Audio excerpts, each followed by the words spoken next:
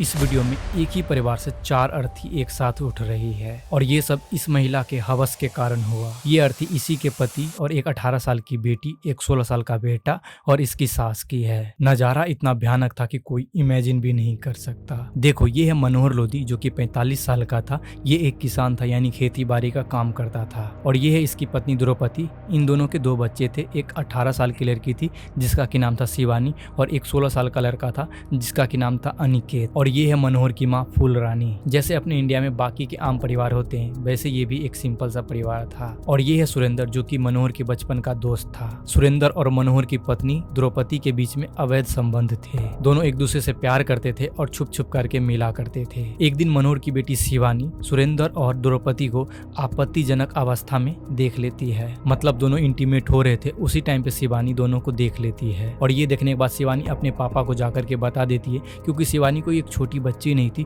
वो एक 18 साल की समझदार लड़की थी। उसको सही और गलत के बीच में फर्क पता था। इसलिए उसको ये लगा कि उसकी माँ गलत कर रही है, ये बात अपने पापा को बतानी चाहिए। और जब मनोहर को ये सब बातें पता चला तो उसके पैरों तले जमीन खिसक गई।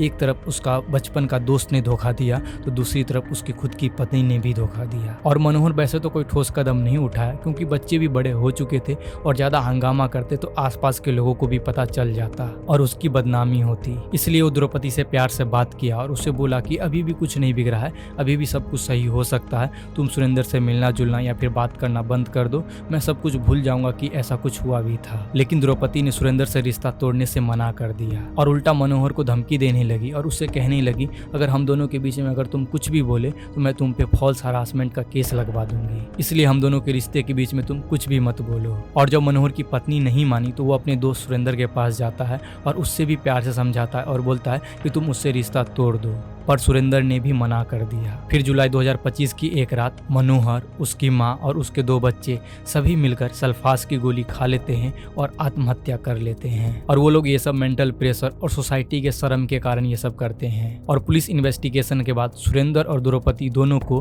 अटेम्प्ट टू सुसाइड के चार्ज पे पुलिस वाले अरेस्ट कर लेते हैं और दोनों को जुडिशियल कस्टडी में भेज देते हैं। बाकी गाइस, इस केस के ऊपर आप क्या राय है नीचे कमेंट सेक्शन में अपना राय मुझे जरूर बताइएगा। मैं जानना चाहूंगा आपका राय।